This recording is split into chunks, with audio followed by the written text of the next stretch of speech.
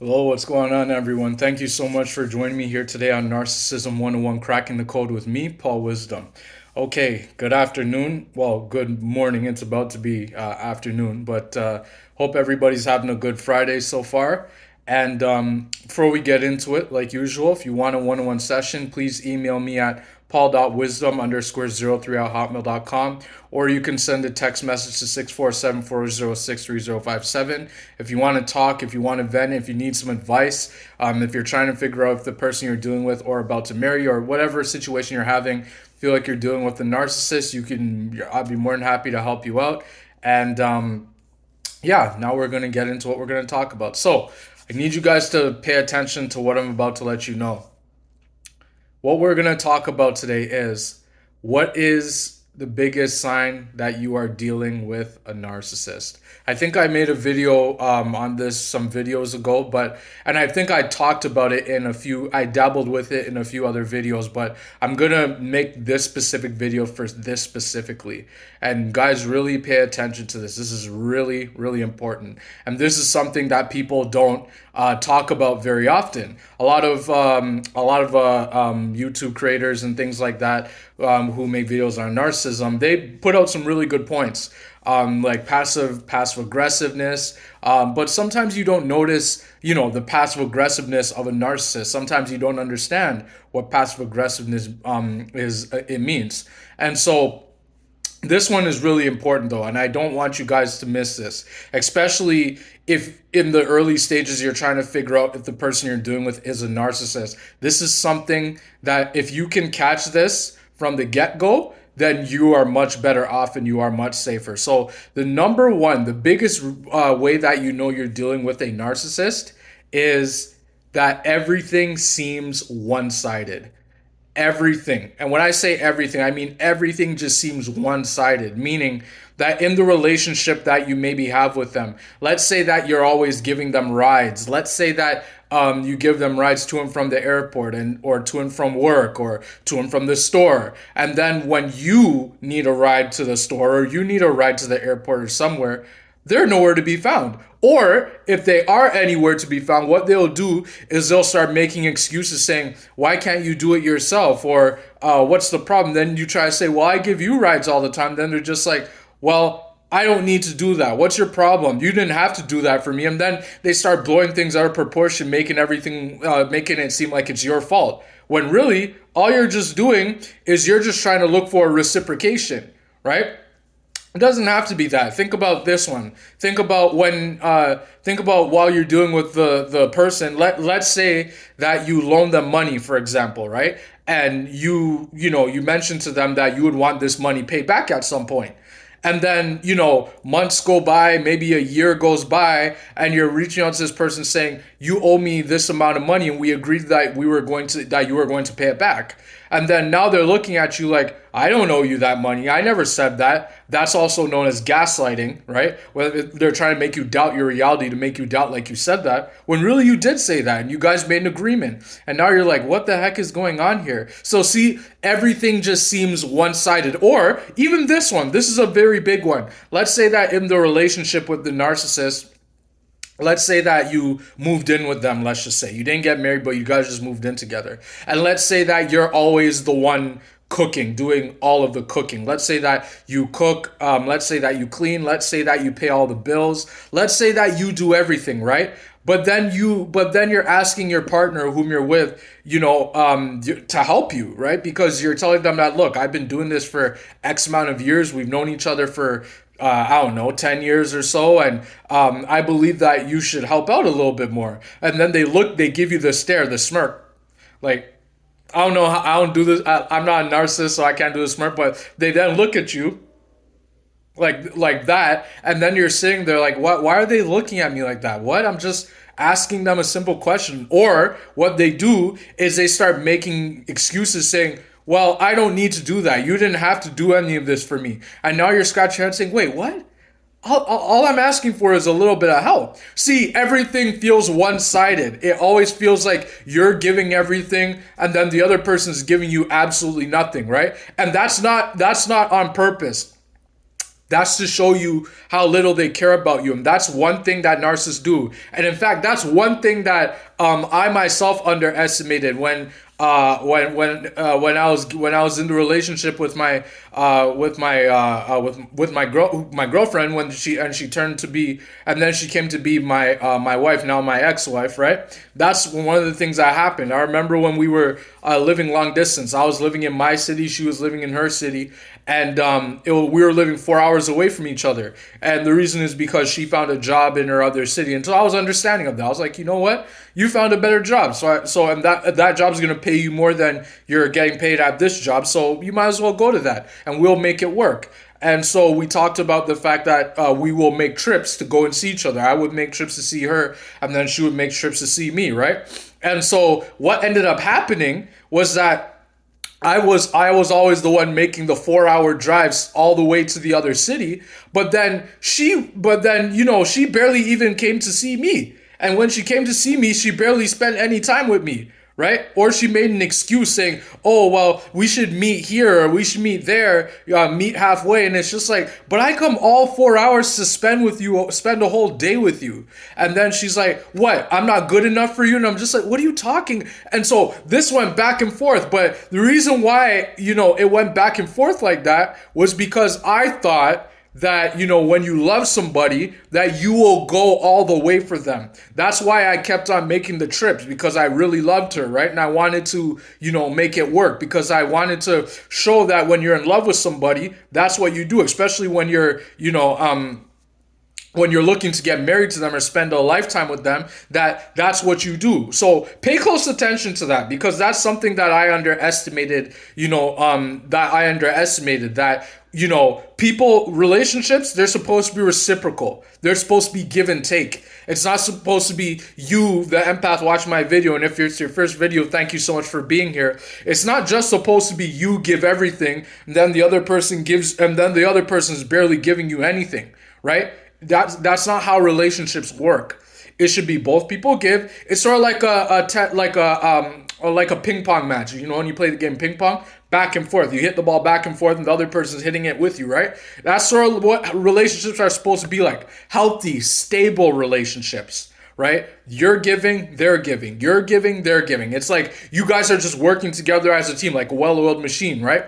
But with a narcissists don't see it like that. They see it as you give everything, and then they take everything, and then after everything you've given them, they leave and they go on to the next person and they do the exact same thing. Do you guys see how the cycle works with narcissists? Once they take everything from a person, then they leave them with absolutely nothing and go on to the next person, and then they repeat the cycle. They do the exact same thing. So really pay attention to this in the love bomb stage, and pay attention to this in the beginning when you first come to deal with somebody. Is it reciprocal? Does it feel like you guys are doing for each other? Or does it feel like every time you need something from the other person, or you ask them for something, it feels like you have to drag it out of them? It feels like they're making excuses. It feels like you're giving so much, but then they're giving you a tiny bit, or they're struggling to give you more, right? That's a big, big sign. That's a big red flag that you are potentially dealing with a narcissist. Because remember, narcissists are ungrateful. They're self-centered. They think that everything revolves around them. And anytime they don't get what they want, they make a big deal about it, like you are a very bad person. They make you the bad person, look like the bad person. So keep that in mind, guys. This is something that's really important. And this happens not just in romantic relationships, but this happens in families too. I remember when when I was in touch with my family. I'm not in touch with them any longer, but when I remember in the times when I was living at home with my family, and one of my brothers, he always needed rides to go to, to go here and to go there, to go to this music rehearsal, or to go to the mall, or to go to the store. And then, what ended up happening was that I always ended up being the one giving him rides.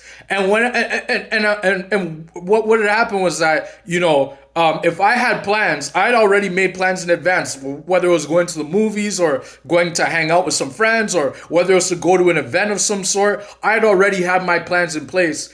and then, he comes to me and says, can you give me a ride here? And then, I was always groomed to always be the one that said yes, because anytime my other brothers said no, then it always came back to me saying, why don't you ask Paul to do it? And then when I said no, I turned out to be the bad guy, because then their response to me was, well, you always say yes. Why are you saying no now? And then it's just like, because I have plans. And then it's just like, no, you're supposed to help me first. We're your family. I'm your brother. Don't you see that? And so I was always made to be the bad guy. And that's what I'm saying. It happens in families too. So really pay attention to that. Now, we can understand that not everybody's perfect. We're not perfect beings. I get that. Especially if you have, let's say, a family member who isn't well, right? Who has, some serious health problems, right? And when I say serious, I'm talking real serious. Like, they can't get from point A to point B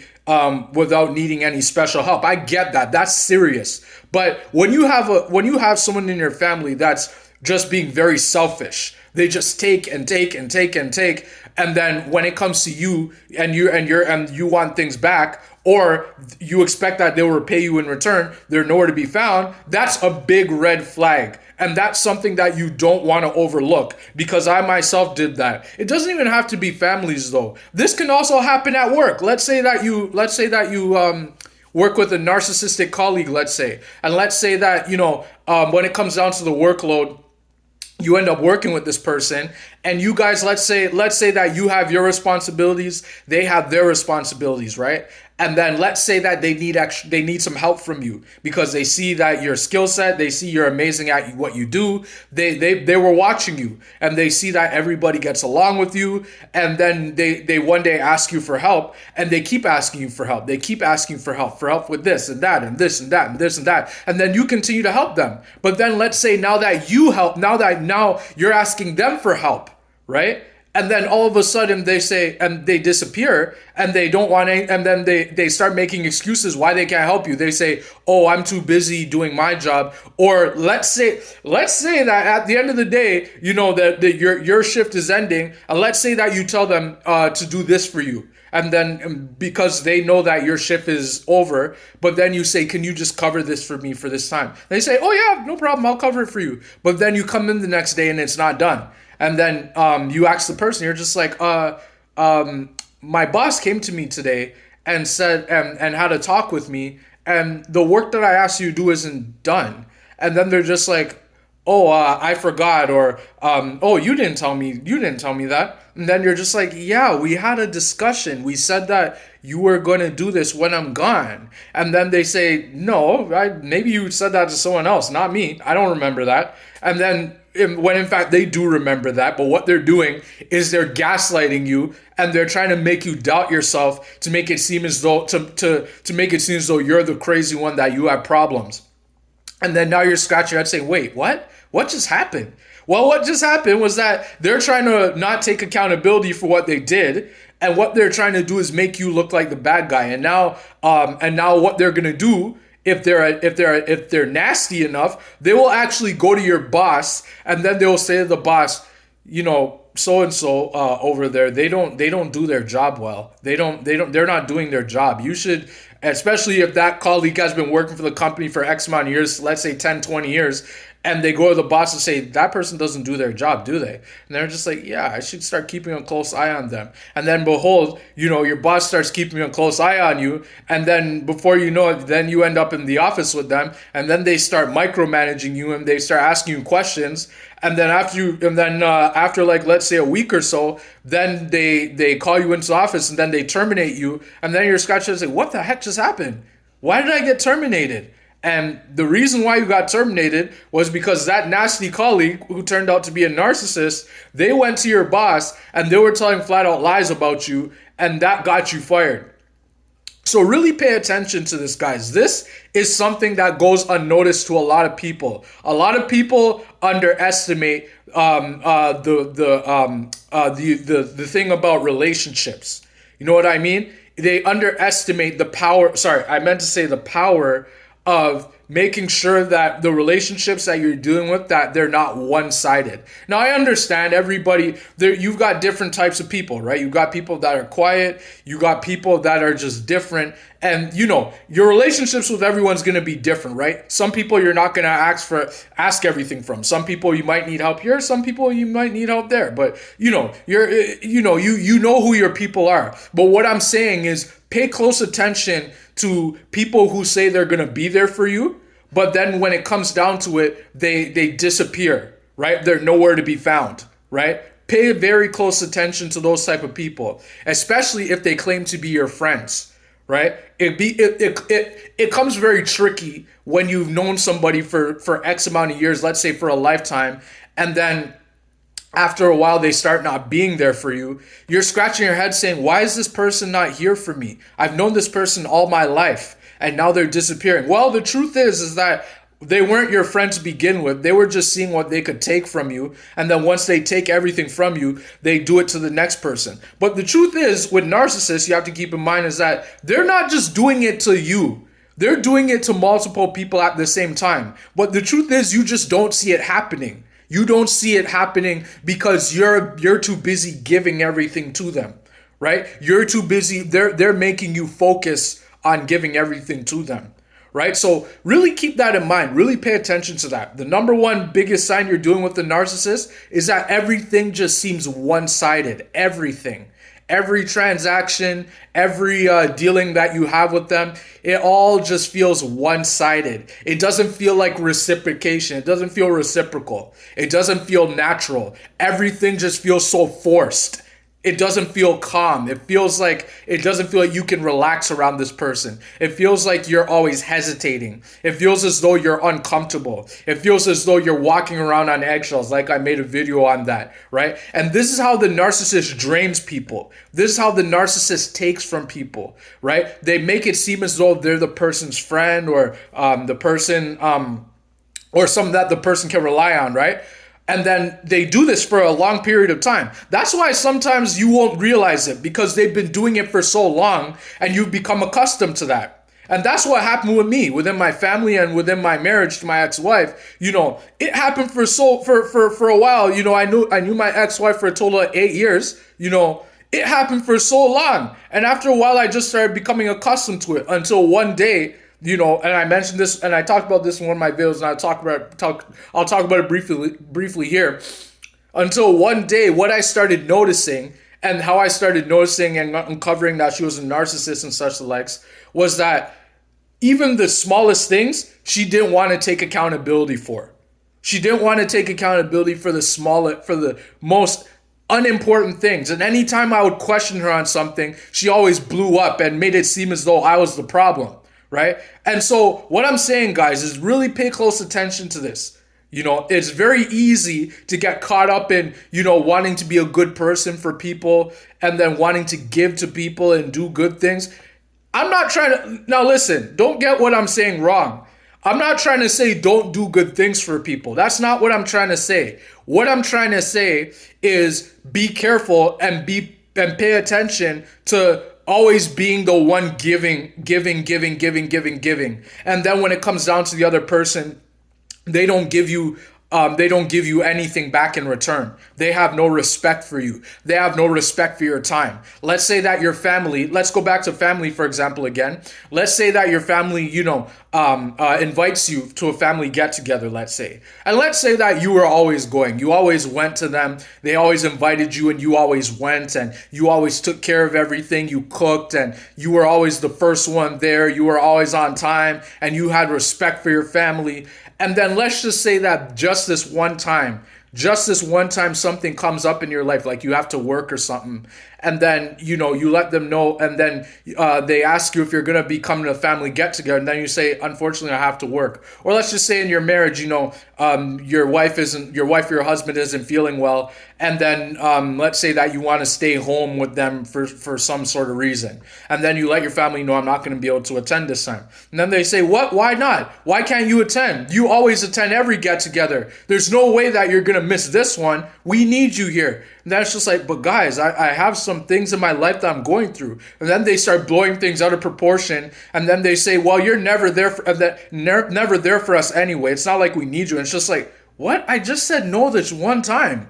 Well, you can rest assured that potentially your family's narcissist. They're full of narcissists, because remember what I said. Narcissists are selfish people. They're self-centered, and they only think about they only think about themselves. What's good for them at this time. They don't think about anybody else, right? So really pay attention to this, guys. I can tell you right now, if you pay attention to this, you are going to be shocked to find out that there are a lot of people in your life that don't have your best interests at heart. That there are a lot of people that have been taking and taking and taking everything from you.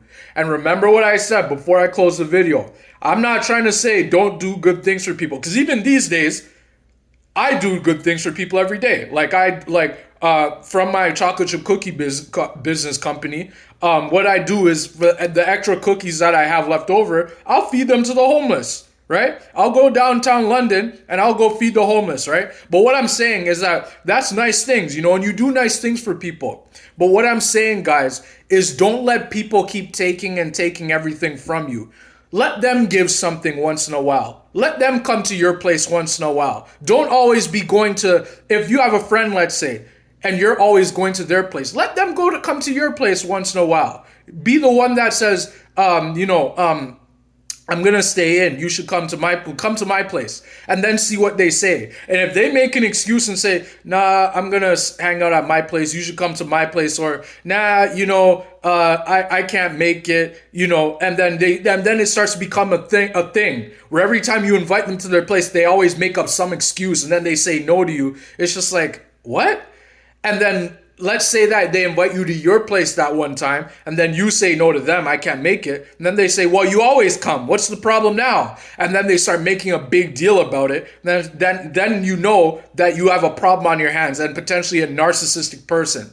Because one thing that separates narcissists from toxic people, and I've talked about this in many of my videos, is that narcissists, they don't change, and they can't get help, and they only see things as one-sided, that you are this, they are that, and then they stick with that. They don't have any respect for people at all. But toxic people, on the other hand, they will see things from another perspective to a point. They will respect you to a point, right? And then you will start to eventually see through them. And toxic people don't necessarily, manipulate and gaslight and start intentional arguments on purpose and all that nonsense that narcissists do, right?